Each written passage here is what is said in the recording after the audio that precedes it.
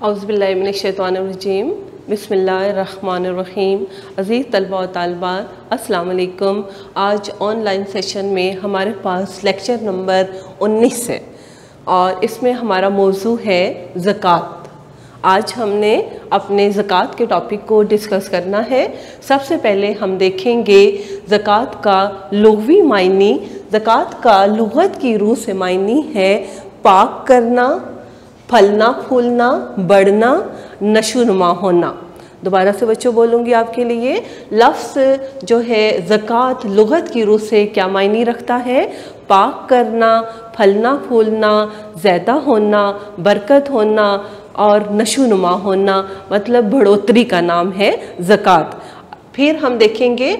ज़कात का इस्तिलाही यानी शरई मफ़हूम क्या है।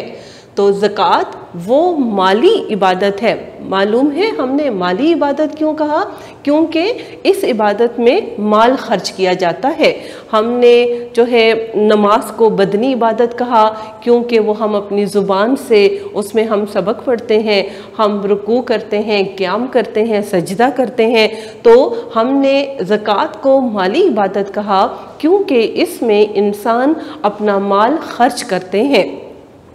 तो ज़कात वो माली इबादत है जो हर साहिबे निसाब पर, यहाँ पे हम माल नहीं लिखेंगे बल्कि ऐसे कहना ज़्यादा बेहतर होगा कि जो हर साहिबे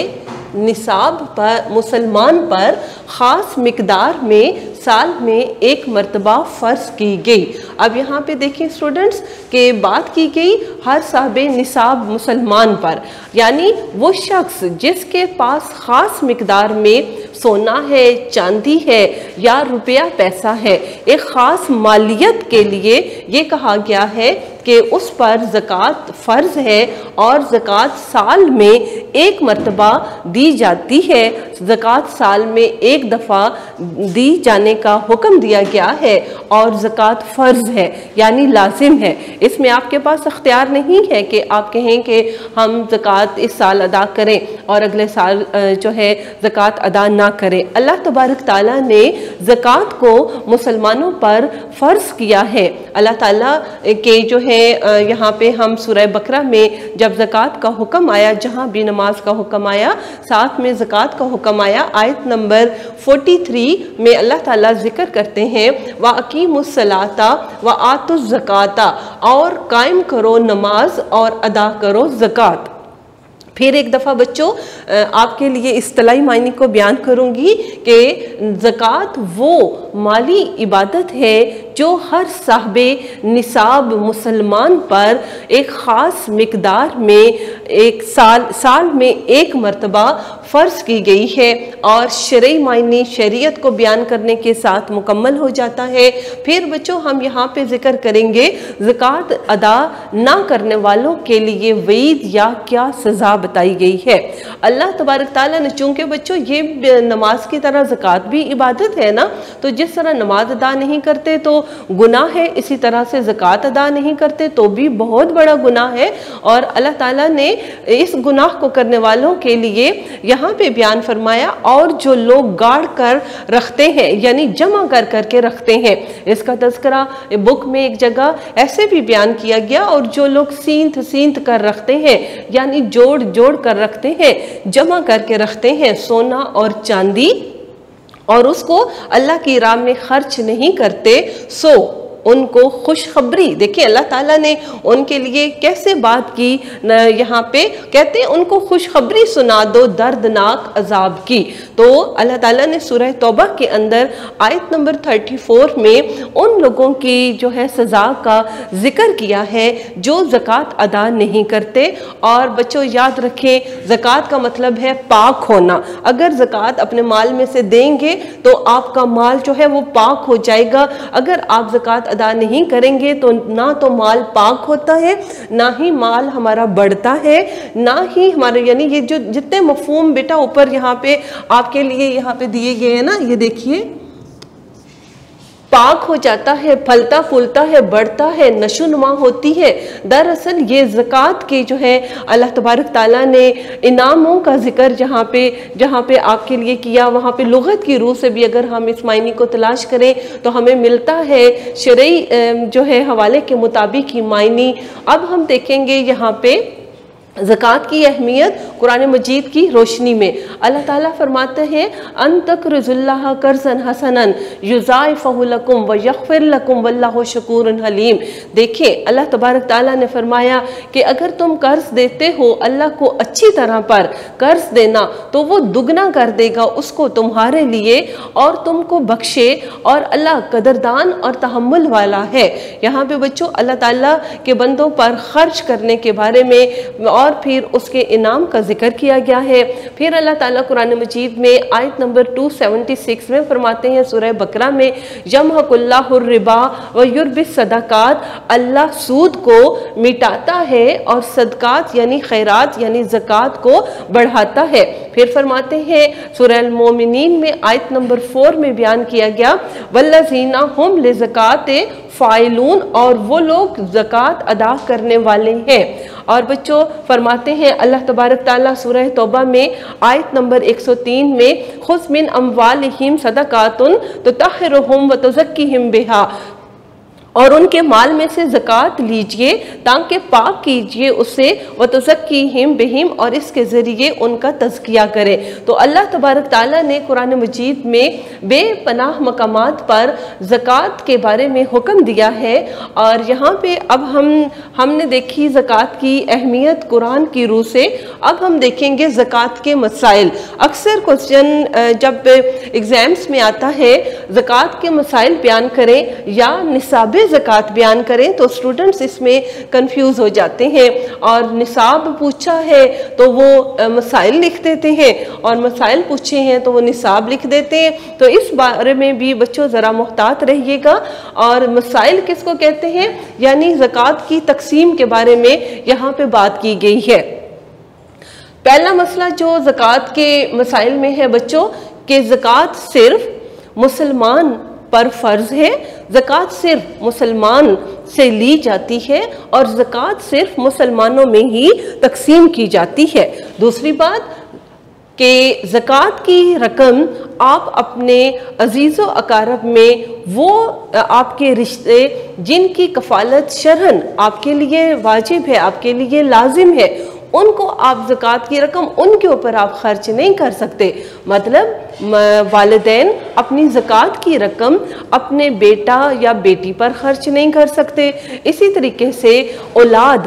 زکوٰۃ کی رقم اپنے والدین پر خرچ نہیں کر سکتے۔ دیکھیں بچوں زکوٰۃ تو اس وقت فرض ہوتی ہے نا جب ہم نے ایک خاص رقم کو پورا سال اپنے پاس محفوظ رکھا، تو پھر زکوٰۃ اس وقت آپ دیں گے جب وہ پورا سال آپ کے پاس رہی۔ لیکن اگر اس دوران آپ کے بچوں کو یا ہم کہیں کہ ہمارے والدین کو یا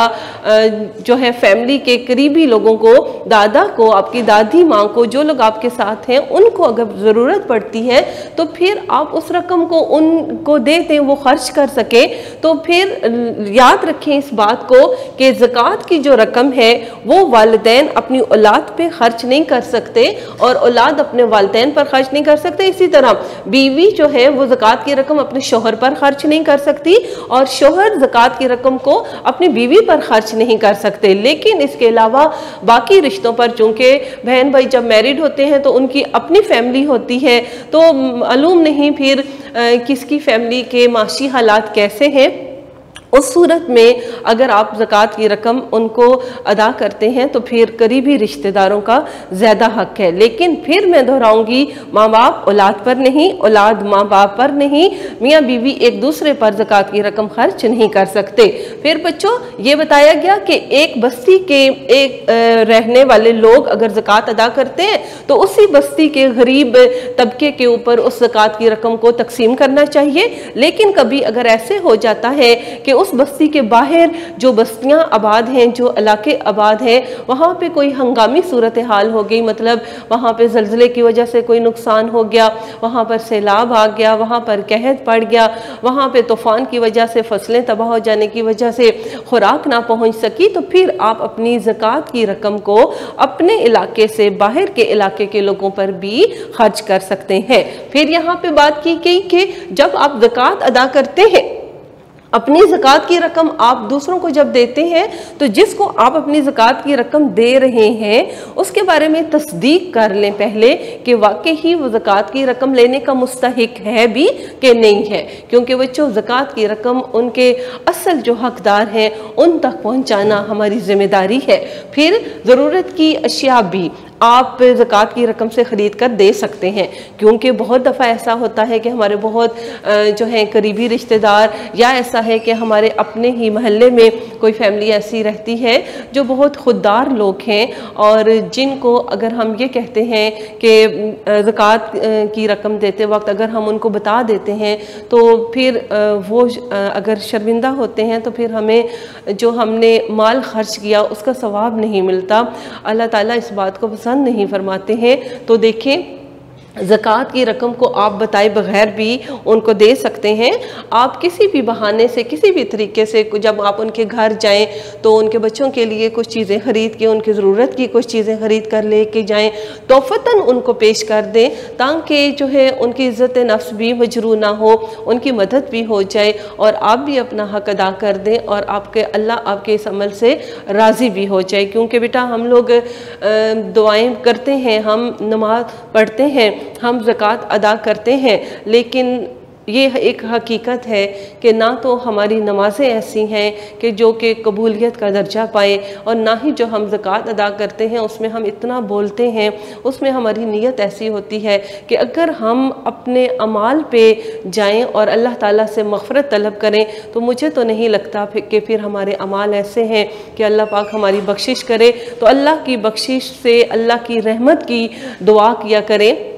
और अपनी तरफ से कोशिश करें कि अपनी नमाज और अपनी ज़कात का हक़ अदा कर सकें। अल्लाह की रहमत की दुआ किया करें, अल्लाह के फ़ज़ल की दुआ किया करें। अल्लाह का फ़ज़ल है तो फिर हमारी नमाज़ें भी कबूल हैं, तो फिर हमारी ज़कात भी कबूल है, और अगर अल्लाह का फ़ज़ल नहीं है तो हमारी नमाज़ें और हमारी ज़कात आज ऐसी हो चुकी है कि मालूम नहीं वो हमारी बख्शिश का ज़रिया बनती भी है कि नहीं। तो कोशिश करें कि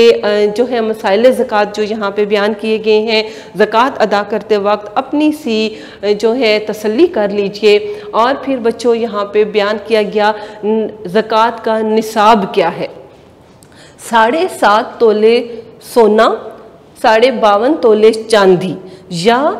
सोना और चांदी की इसी मिकदार के बराबर रुपया, पैसा और सामान तिजारत पूरा साल अगर किसी के पास सेव रहा है तो फिर उनके ऊपर भी ज़कात फ़र्ज़ हो जाती है। तो बच्चों आपके लिए फिर एक दफ़ा बोलूँगी, सोना 7.5 तोले और चांदी 52.5 तोले, या फिर तीसरी बात हम यहाँ पे लिखेंगे आपके पास रुपया, पैसा या सामान तिजारत है इतना जिनकी मालियत इस जो है 7.5 तोले सोने के बराबर है या 52.5 तोले चांदी की मालियत के बराबर है। मतलब आज अगर हम देखते हैं कि मार्केट में 1 तोला सोना की कीमत कितनी है, फ़र्ज़ कर लेते हैं कि 1 तोला सोना अगर 1 लाख रुपए का है तो 52.5 तोला सोना की फिर आप जो है अंदाज़ा लगा सकते हैं कितनी कीमत बनती है। उतनी कीमत का रुपया पैसा अगर आपके पास घर में मौजूद है या सामान तिजारत है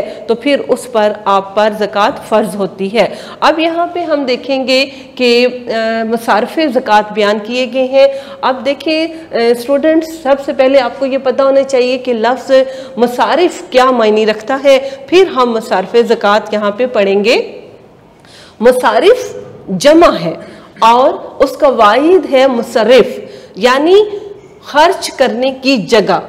हम लोग जब ज़कात अदा करते हैं ना तो अक्सर हम लोग ख़ुद से ये कहने लग जाते हैं کہ ہم نے فلاں کو یہ زکوٰۃ کی رقم دینی ہے اور فلاں کو ہم نے یہ زکوٰۃ کی رقم نہیں دینی، ہم اپنے ذاتی جھگڑوں کو، نفرتوں کو بیچ میں لے آتے ہیں، جبکہ اللہ تبارک تعالیٰ نے زکوٰۃ کی رقم کے بارے میں فرمایا وہ تو تمہاری ہے ہی نہیں، وہ تو غریب لوگوں کا حق ہے جو کہ تم نے ان تک پہنچانا ہے۔ اللہ پاک نے اگر ہمیں زیادہ دیا ہے اور ہمیں اس قابل بنایا ہے کہ ہم زکوٰۃ کی رقم کو ادا کریں، تو یاد رکھیں یہ ہم پر اللہ تعالیٰ کی آزمائش ہے۔ اللہ تبارک تعالیٰ کسی کو دے کر آزماتے ہیں اور کسی سے لے کر آزماتے ہیں، اور عزیز طلبہ و طالبات یاد رکھیں کہ جب اللہ پاک دے کر آزماتے ہیں نا تو وہ آزمائش مشکل ہوتی ہے۔ تو یاد رکھیں کہ ہم خود سے یہ ڈیسائیڈ نہیں کر سکتے ہم نے کس کو زکوٰۃ دینی ہے اور کس کو زکوٰۃ نہیں دینی۔ میرے اللہ تبارک تعالیٰ نے قرآن مجید میں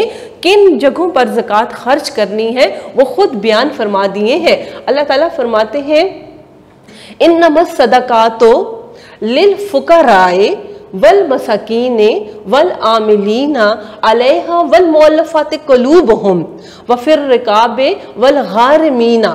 وفی سبیل اللہ وابن السبیل فریضۃ من اللہ واللہ علیم حکیم۔ دیکھیں اللہ پاک نے ایک ایک کر کے سب کو بیان کر دیا کہ آپ نے ان کے اوپر زکوٰۃ کی رقم کو خرچ کرنا ہے۔ زکوٰۃ تو صرف غریبوں، للفقراء غریبوں اور مساکین کا حق ہے، محتاجوں کا، والعاملین اور کارکنوں کا، یعنی جو لوگ زکوٰۃ کی رقم کی وصولی کی ذمہ داری کو ادا کر رہے ہیں ان کی تنخواہ بھی آپ زکوٰۃ کی رقم میں سے ادا کریں۔ پھر فرماتے ہیں علیہ والمؤلفۃ قلوبہم، اور نون مسلم جنہوں نے نیا دین اسلام کو قبول کیا ہے ان کو اگر زندگی میں مسائل ہیں، ان کے دل کو نرم کرنے کے لیے، ان کے مسائل کو حل کرنے کے لیے زکوٰۃ کی رقم میں سے آپ ان کی مدد کر رہے۔ اور پھر فرماتے ہیں وفی الرقاب والغارمین، اور یہاں پہ بیان کیا گیا کہ قیدیوں کو رہائی دلانے کے لیے اور قرض داروں کا قرض ادا کرنے کے لیے بھی آپ زکوٰۃ کی رقم کو استعمال کر سکتے ہیں۔ پھر اللہ تبارک تعالیٰ نے فرمایا ہے کہ یہ اللہ کا حق ہے، وفی سبیل اللہ وابن السبیل، اور اللہ کی راہ میں یعنی جہاد میں، وابن السبیل اور مسافر چونکہ چاہے کہ مسافر مالدار انسان ہے اور اپنے گھر میں اپنے شہر میں ہے تو اس کے پاس بہت رقم ہے، لیکن چونکہ اب وہ سفر کی حالت میں ہے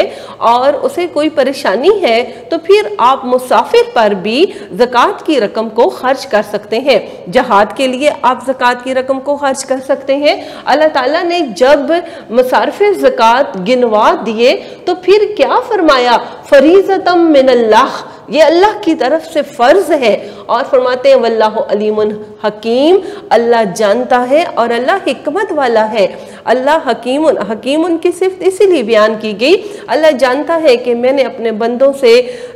جو مال خرچ کرنے کا حکم دیا وہ کن کا حق ہے۔ اللہ پاک نے ان کو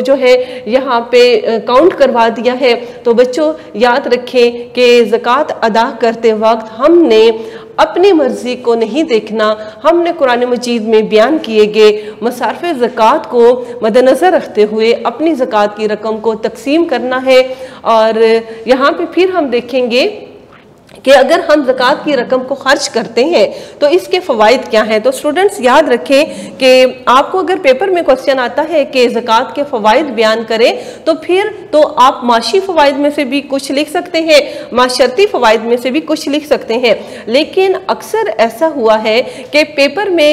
کوسچن اس طرح سے دیا گیا کہ زکوٰۃ کے معاشی فوائد لکھیں۔ اب جب معاشی فوائد پوچھیں گے نا تو پھر آپ نے معاشرتی فوائد میں سے اگر کوئی لکھ دیا ہے تو وہ غلط ہو جائے گا، اور اگر معاشرتی فوائد لکھے ہیں تو پھر معاشی فوائد میں سے کچھ لکھنے کی صورت میں سارا غلط ہو جائے گا۔ تو یاد رکھیں کہ معاشی فوائد میں پہلا جو فائدہ ہے یعنی روپے پیسے کے حوالے سے ہماری ذات کو اور ہماری سوسائٹی کو، ہمارے معاشرے کو کیا کیا فائدہ حاصل ہوتا ہے۔ تو یہاں پہ دیکھیں سود کا خاتمہ ہوتا ہے۔ اگر کسی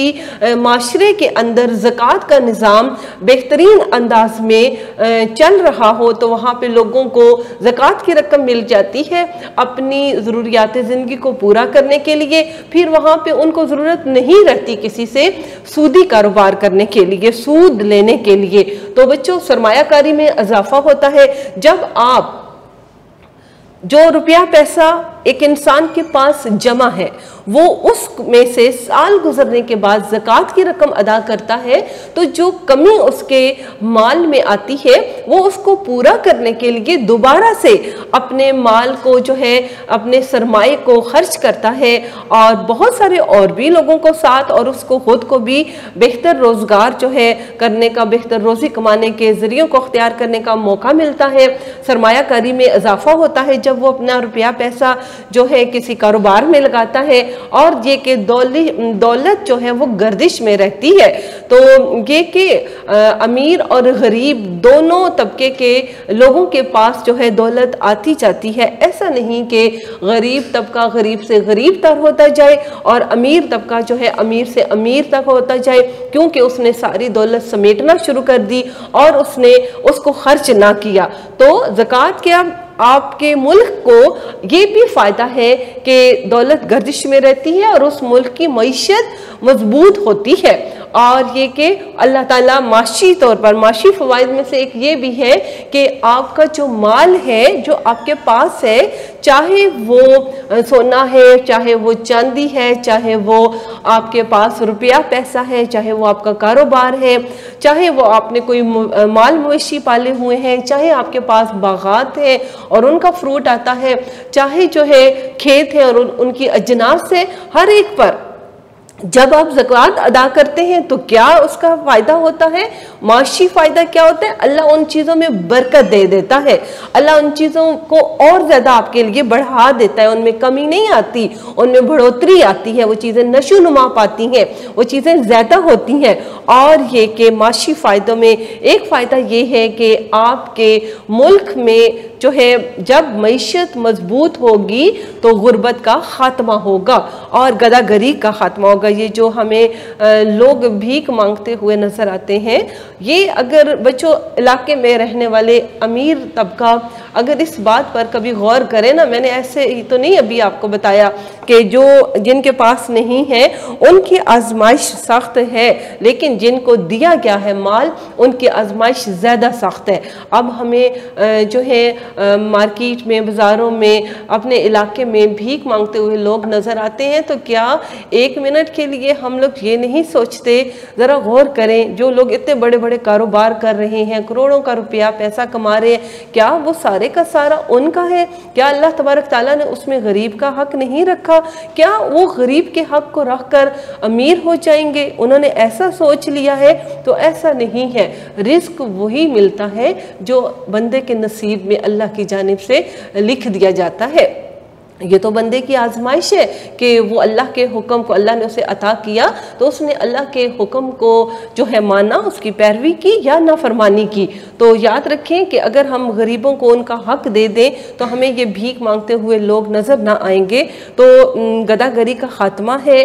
زکوٰۃ کے فائدوں میں سے ایک دولت کی منصفانہ تقسیم ہوتی ہے اور آپ کا مال پاک ہوتا ہے اس کے علاوہ بچوں ہمارے پاس معاشی فوائد کے ساتھ کچھ معاشرتی فوائد بھی ہیں یعنی ہمارے معاشرے کو زکوٰۃ دینے سے کیا کیا فائدے ملتے ہیں عمرہ اور غربہ میں محبت ہوتی ہے ورنہ اگر ہم زکوٰۃ ادا نہیں کرتے نا تو امیر لوگ جو ہیں دھتکارتے ہوئے غریب لوگوں کو گزر جاتے ہیں اور غریب لوگ جو ہیں وہ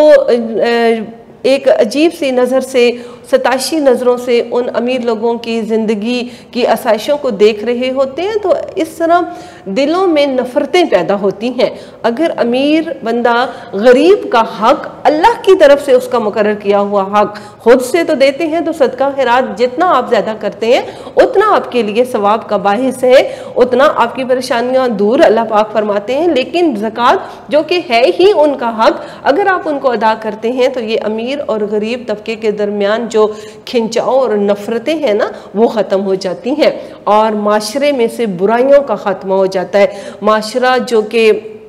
بہت سارے جہاں پہ لوگ ہمیں جرائم میں ملوث نظر آتے ہیں اس کی اگر وجہ دیکھی جائے تو ایک یہ بھی ہے کہ منصفانہ تقسیم جب نہیں ہوتی جب غریب کو اس کا حق نہیں ملتا تو بعض اوقات وہ جو ہے کئی برائیوں میں جو ہے مبتلا ہو جاتا ہے کئی جرائم وہ اس سے سرزد ہو جاتے ہیں اور یہ کہ معاشرتی فوائد میں سے ایک فائدہ یہ بھی ہے کہ ہرس انسان کے اندر سے معاشرے کے افراد سے جب ہرس اور لالچ کو اللہ تعالیٰ ختم کر دیتے ہیں تو پھر یہ کہ ایک بہترین معاشرہ جو ہے وہ ہمیں نظر آتا ہے۔ احسان اور قربانی کا جذبہ معاشرے میں لوگوں میں ایک دوسرے کے لیے پروان چڑھتا ہے، اور ایک اسلامی نظام جو ہے معاشرت بچوں ہمیں نظر آتا ہے۔ اسلامی نظام معاشرت کیا ہے؟ اس میں زکوٰۃ کی ادائیگی پر بہت حکم دیا گیا ہے۔ حضرت ابوبکر صدیق رضی اللہ تعالیٰ عنہ کے دور کی اگر بات کروں تو انہوں نے فرمایا تھا کہ جو شخص نبی صلی اللہ علیہ وآلہ وسلم کے دور میں زکوٰۃ ادا کرتا تھا، اب اگر وہ زکوٰۃ ادا کرنے سے جو ہے انکار کرتا ہے تو میں اس کے خلاف اعلان جنگ کرتا ہوں۔ مطلب زکوٰۃ کی رقم جو ہے یہ اگر آپ ادا کرتے ہیں تو اس سے ایک اسلامی نظام معاشرت کا قیام وجود میں آتا ہے اور نفسیاتی مسائل کا ہمارے معاشرے سے جو ہے خاتمہ ہوتا ہے۔ جیسا کہ میں نے ابھی پہلے بھی بیان کیا کہ معاشرے میں بسنے والے لوگ اگر امیر طبقہ امیر سے امیر تر ہوتا جا رہا ہے اور غریب طبقہ غریب سے غریب تر ہوتا جا رہا ہے، غریب امیر لوگ جب لوگوں کا حق ان کو نہیں دے رہے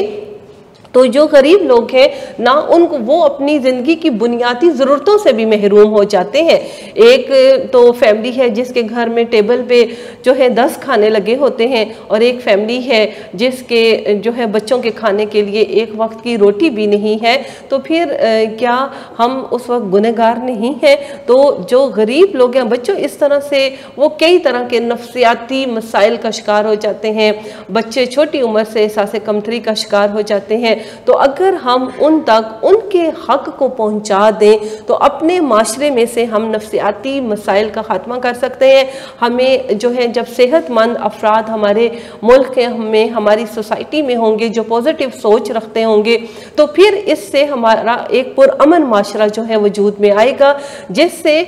پوری انسانیت کو وہاں پہ بسنے والی انسانیت کو فائدہ پہنچے گا، نفرتوں کا خاتمہ ہوتا ہے اور پرامن معاشرے کا قیام امن میں آتا ہے۔ تو بچوں میری دعا ہے کہ اللہ تبارک تعالی ہمیں اتنی ہمت دے اور ہمیں ایسا دل دے کہ ہم خرچ کرنے والے بنیں۔